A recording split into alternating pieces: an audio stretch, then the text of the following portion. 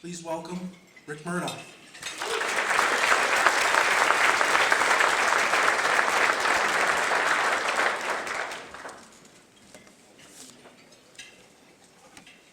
Thank you for the opportunity. You know, I was told to turn this on before I got up here, and I apparently didn't listen. Is this better? Well, thank you for the opportunity to get up and speak about our company that we're beginning here shortly. We've been the last year in building this company, and we've chosen so many special people to help us make this happen because it certainly couldn't happen without them. So I really appreciate that. I've loved my time in the industry. I've been in it since I can remember. It's always proven to be good work for me. It's something I really enjoyed. But my foundation really comes from 3 daughters, right? Keeping me humble, keeping me on the straight path, and they probably taught me more than I did them. So combined with what I do for work, that's really my life. And so I appreciate it. So to get started, I'd like to talk about what is modular construction. As you see up here, there's a picture of our facility in Napa. Beautiful facility that's applied for us. And the topics of our conversation is going to be what is volumetric modular construction, our introduction to Autovol, who are we, our happiness and culture, Autovol's mission, and why automation. So to begin, I will tell you that modular construction is a process to build off-site in a controlled environment using lean manufacturing techniques, and then being able to deliver that to a site for final completion. We build permanent and multi-family story, single-family story products. Autovol, we focus solely on affordable housing in the multi-story sector, and so we're very happy to do that. It's kind of our background. It's not what we know the best, and we believe in sticking to what we know best. Modular construction is designed and prefabricated with the same materials, inspected to the same codes as any site-built structure. So you're not getting a lesser product, you're getting the same product, you're just getting it built out of a controlled environment inside of a manufacturing plant with more precision. So we're very happy to deliver those products, and it's the top quality products that you can get. There's a lot of benefits to volumetric modular. This is a modular unit here. It's a single family house. So if you look back over the days of the mobile home days and so forth, you can obviously tell this isn't what we're doing today. This is what we're doing. And this would match anything that you're going to build in a site-built environment. Other examples of what we do with modular. Trying to give you a good understanding of what modular really is, because there's so many people that when I talk to them and they say, what do you do for a living? I say, well, I'm in the modular industry. And the first question is, what is that? What do you mean by that? Well, we build modular buildings. Well, what do you do with modular buildings? So it's an education process where a lot of people really don't know what modular construction is. Modular construction is multifamily as well. That's what most of my career has been spent in building. And there's a lot of benefits to multifamily construction. It's ideal for high-cost areas because you're building off-site, you're building in a different location, you don't have the expense. Here's what I can tell you over my years of experience is whatever you're doing in a plant, if you did it on site, it would cost you 4 or 5 times as much. So there is a definite savings in that. The other benefit of that is you can build it during any season because you're in a controlled environment. And there's a lot of projects located in a lot of areas that you've got short building seasons. One of the examples is Yellowstone Lodge. Whether anyone knows this or not, West Yellowstone, the new lodges were built right here in Boise, and they were shipped to West Yellowstone. And the reason is that their building season in West Yellowstone is from May to August. So you can tell how short that building season was. So when you look at that, while they were out there prepping the ground and building the ground in the summer, we were back in the manufacturing plant building the modulars so that when the following summer would come along, they'd continue with the next section, but they'd also be setting and completing modules. They were delivered in the wintertime and ready to set in the spring. And so we built 5 new buildings at West Yellowstone that we're very proud of, but the reason they came to us was the short building season. They had 4 months. What are you going to build in 4 months? And so we helped to offset that. When used properly and to gain the maximum benefit out of modular, the idea is while the ground is being prepped and ready and services are being run, you're back in the factory building the building that's going to go on it. And when it's sequenced correctly, You can have those boxes delivered as soon as the ground is ready, and automatically you start setting and erecting. And when you're erecting modules, you're going to erect anywhere from 8 to 15 a day. So in literally a week or two, 3, you've got an entire building standing in front of you. Neighbors love it because they know you're going to be out quick, right? So they really do. So it lowers the site congestion that you have on the site. It lowers the interruption to the neighborhood that you're doing there. It gets it done quicker. It gets it done faster. It gives your C of O sooner, and you're able to move in sooner. So those are some of the benefits of modular construction, and that's why we're in our business. Here's a slide that shows you what it is to do modular. If you'll notice, they're putting the site together. At the same time, the factory's building the modular back in the building. And once they get the site finished, they'll give you an idea of how they set buildings. These are modular buildings built with other companies because we're new, but this is exactly what we'll be doing.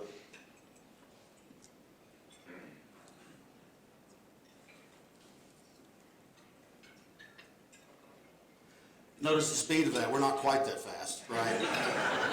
But that gives you a good idea of what we do and why we do it. And again, if you look at that, it just makes sense that we'd be building somewhere else in order to accommodate what they're doing on site, in order to speed the process. So our introduction to Autovol. Autovol is a new modular manufacturing company. We're using the most advanced automation in our industry. And folks, it's new to us too, right? It's not something we've done in the past. This is something brand new. And so we brought in team members from all around to help us accomplish that. It's being a 400,000 square foot building. The building wasn't because somebody wanted a big building. It was actually designed around the automation that was going to take place inside the building. But we've got a nice building that we can work out of and a great place for the home of our employees. Autovol is being built for a purpose. And it's not just to be another modular manufacturer.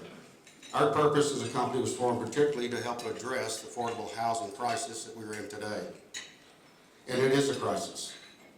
We're focused mostly on the high-cost areas because that's where we can make the biggest impact.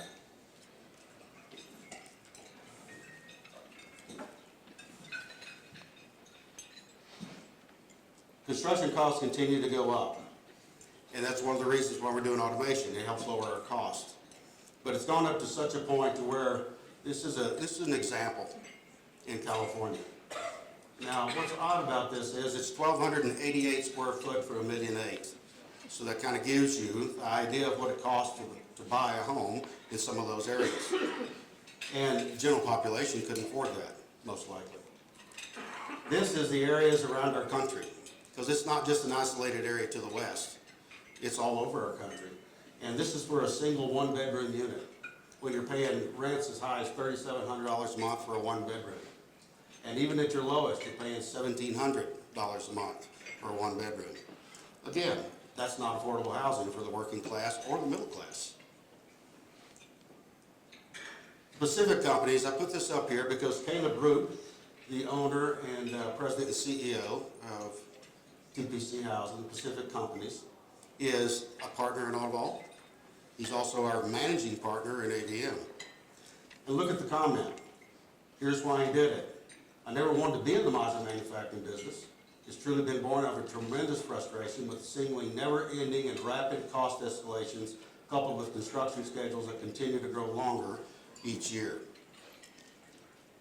Now, Caleb was the largest affordable housing builder in 2018. Gives you the stats right there. He's got a fantastic company that he's had for 20 years and built it strong. But his frustration has caused him to join the manufacturing sector. So today, he's an owner of a manufacturing plant to service the needs that he needs to provide affordable housing. These are projects that we'll be building from TPC Housing. This is our first project that we'll build out of our new plant. Another project that'll come after that one, another project come out after that one. So when you look at this, the last thing that enters your mind is modular. It doesn't look modular. You would think that in modular building, you got all these little squares that are going to show up, right? Simply because of what it is. And that's what people believe, but it's not reality. This is reality. When it's built, it'll be better built. and it'll look nothing like it ever came out of a plant. It'll look like it was built right there on the site. The difference is it won't be built in rain and snow and the elements. It'll be built in a controlled environment. And there'll be an employee base that works in a controlled environment. Who are we? I wonder that sometime myself with the group that we've got. So I'm going to try to explain that. Autovol is a team of savvy solutioneers. And we're devoted to finding means and methods to lower the cost of affordable housing through manufacturing while producing a premier product. So we are humble game changers, right? And why are we humble? We're humble because we haven't done this either, right? But we believe in it. We believe that there's a future for growth in the modular sector. We believe there's a need for that growth. And we're humbly going to try to put something together that really makes a difference when it goes towards affordable housing. So one of our masterminds, one of our solutioneers within the company, because obviously you're not going to look up solutioneers in the dictionary, right? That's one of our phrases. So we asked him, what is the definition of a solutioneer? And I thought he did an excellent job. It's a person who's among the first to explore, design, and build creative ways to solve problems that overcome new challenges and situations. And that's what we're doing. A person who is inspired to collaborate with others and use creative ingenuity to explore and design solutions to overcome new challenges. And we have a definite challenge, and it's affordable housing. And so myself and all of our solutioneers, that's what we're really here for, and that's who we are. Our team's made up of a very, very diverse group of folks, each with different expertises, education, and skill sets, but all of very strong character. Those who have genuine care for our mission. We know that our mission is to supply affordable housing. These people are dedicated to this. Each one of them will have a very important role in fulfilling what their job cycles are at our plant. Each one of their roles will be pertinent to our success. We won't be successful without it. You know the old saying that you're only as good as your weakest link. Well, I believe that to be true, and I've experienced that most of my life in manufacturing. And so, as solutioneers, we'll help each other remove the roadblocks that we have in order for all of us to be successful and all of us to prosper. We want all of our solutioneers in our company to be able to grow. We want to be able to educate, let them educate us, and us come up with the magic sauce that actually helps us to be successful. Our culture will be one of helpfulness. It will be one of servitude towards all within the company. No closed-door attitudes. I don't believe in those. Starting with our management staff, we'll work tirelessly in communicating very well what our goals are. We'll be giving good recommendations to accommodate. We'll help to organize for the benefit of all, so all can be successful. And most importantly, we'll listen. We'll listen to those that are in our company trying to build something new. What I found in my lifetime and in my industry, in manufacturing, is that you're going to run into problems nonstop. I'm sure everybody here that is in a company all day long, you're fighting fires, you're putting out problems, you're worried about all these different things, and they just come up continuously. The nice thing about it is usually there's something different. If it's always the same problem, then you got another problem, right? So we're going to work on all those issues and try to keep us clean and try to keep us working together for the same goals. And that's what this team will do. We want to have the opportunity to grow, and as you listen, they grow, and we will grow. It's obvious that in a manufacturing plant, if you've got issues, it affects the whole entire process, right? In a manufacturing plant, remember, it's assembly line, right? If one area stops, the whole thing stops, or it gets backed up, right? And so that's what we'll try to avoid. And so listening is usually the best policy. 9 times out of 10, if we had a problem in manufacturing, people sit around the room and try to work through all this, and finally somebody light bulb go off and say, wait a minute, let's go out. It's the guy that does it every day of his life. He probably has a better handle on what the problem is than we do. And in 9 times out of 10, when you go to that guy, he said, well, yeah, I'm surprised you guys hadn't addressed this before. Here's what the problems are, And all we really needed to do was listen. And we'd have solved the problem much sooner, and we'd have knocked it in the head and it'd been over with, and never make the same problem again. That's the type of management style I like to see. it's not that we're management, we're over anything, we're all a team. And we need to listen to what's best for everyone and what's best for our goals. This is some pictures of our solutioneers, because we also want to have fun, right? We work hard, we play hard, we remove obstacles for each other, but we also have fun. We've had a fun time putting this together. We were very, very happy to finally get our sign out front, so everybody would stop telling me that it was the sports arena. You'd be surprised how many people say, hey, look at this new sports arena they're building over here. And all the time is a modular manufacturing plant. We enjoy spending our time together. We enjoy who we work with, and all the solutioneers that we bring into the company will fall under the same fold. So we'll be very careful about the character we hire in our company. It'll be a diverse character. We've got to have education in some areas. We've got to have character in all areas. More pictures of our group. We're a family-oriented group. We love family. We want our children to come out to our new facility and understand what we're doing as best they can and be scared to death by the robots that are in it. So that's always fun. So we have a great time. We work very hard, but we have a very good time. Our mission. Autovol is committed to building top quality, affordable housing by empowering a devoted team of savvy solutioneers with the latest in automation technology for off-site volumetric construction. And that is our simple mission, and that's what we're here for. We're just going to do it in a different method. We're going to do it in a different method we're confident in, but we haven't done it. We've seen it done. I've spent a lot of time overseas in Sweden, in Germany, in areas where they're using levels of automation that we're not using here in the United States. And so I'm thinking, why do they know how to do this and we don't know how to do this? And so we want to bring it back to our country. But not only that, we want to advance it. We want to take it to the next step. Because as powerful as what they were over there, there were so many things that they could have been automated that they hadn't chose to do. And so we were selecting to do that with ourselves. Why automation? My question is, why not automation? And here's the real truth of it. All of us sitting in this room, you probably don't own anything, or if you do, you own very little that wasn't manufactured. Cars are manufactured. Our lifeline, our phones, they're manufactured. Our clothing's manufactured. Our food's manufactured.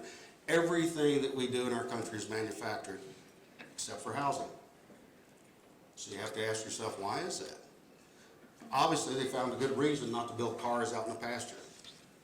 They found a good reason not to build cars in a shop. They found a good reason to bring automation into the car industry because they could not fulfill the capacity needs and the demand that were out there.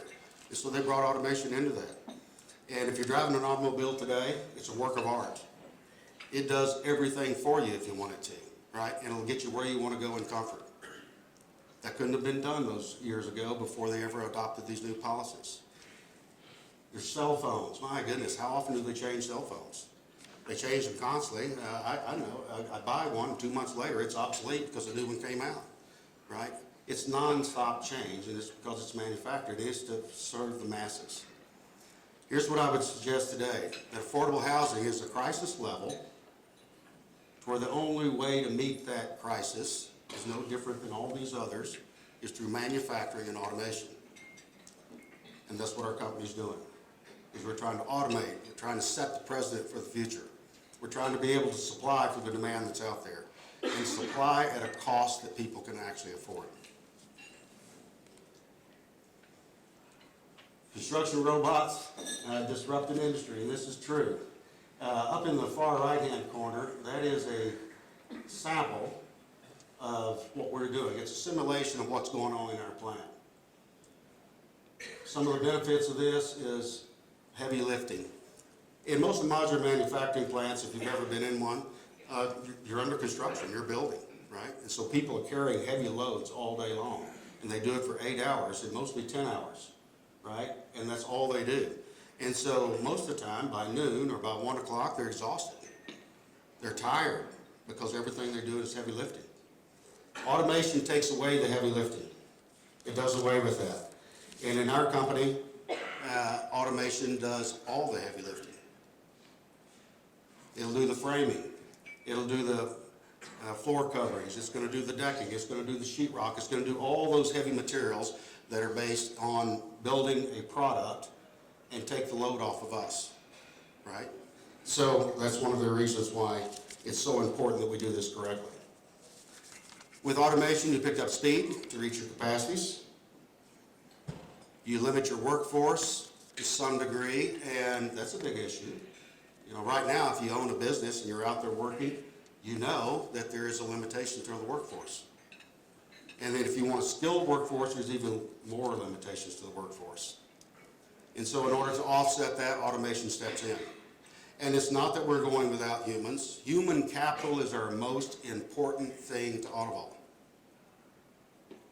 We're just shaking hands with the computer and automation world saying, join us. We'll show you how to operate, you pick up the heavy lifting, and let's see if we can increase our capacities and do a better job. It increases our safety, improves efficiency. So think about this. If you're a human and you're nailing off something or you're working in construction, you're human.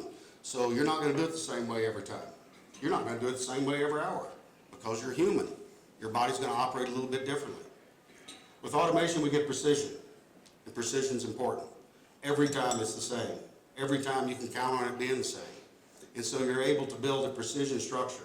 And if you're able to build a precision structure, then you're able to finish it that much better.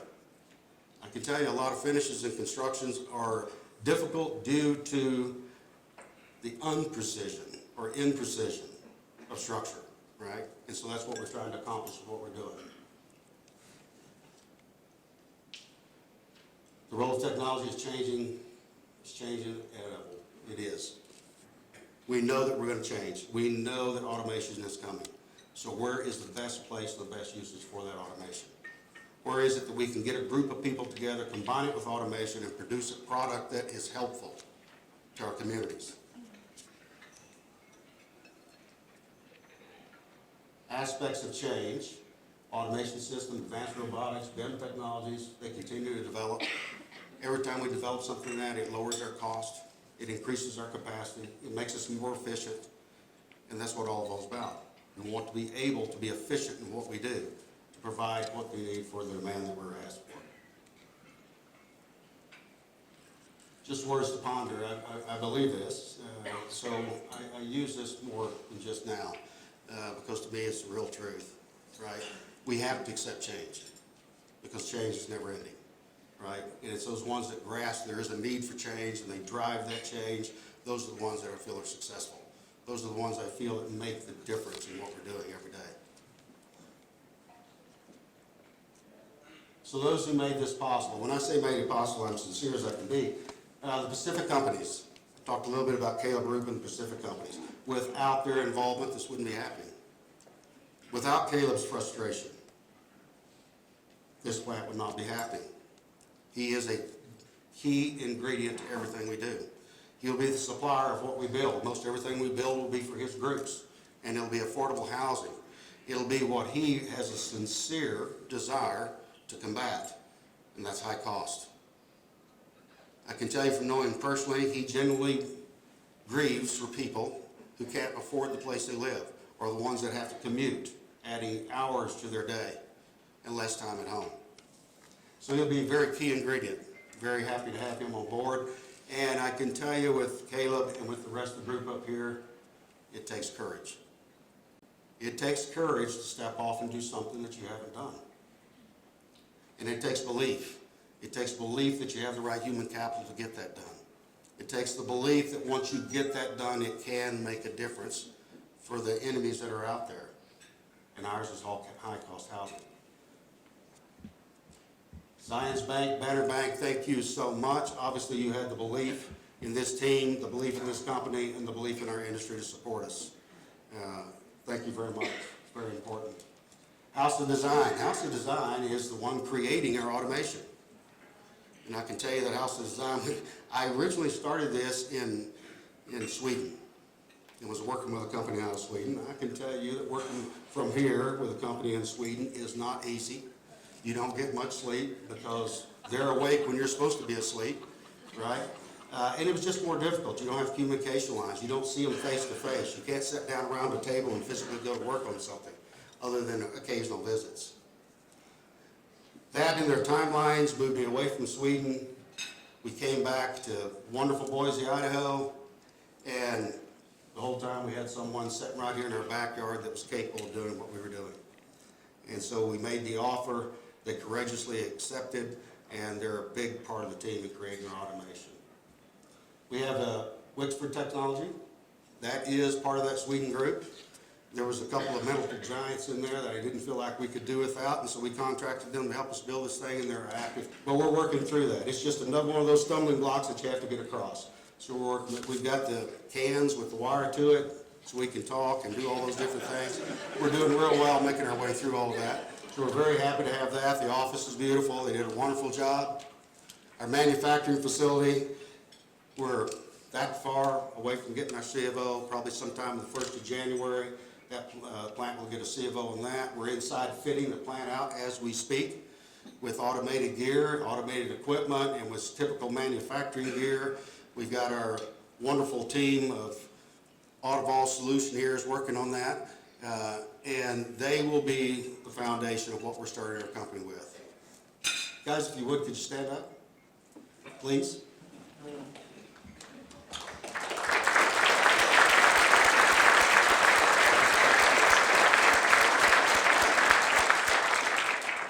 That's the team we started with. It's been a wonderful, fun journey, right? We all have different expertise.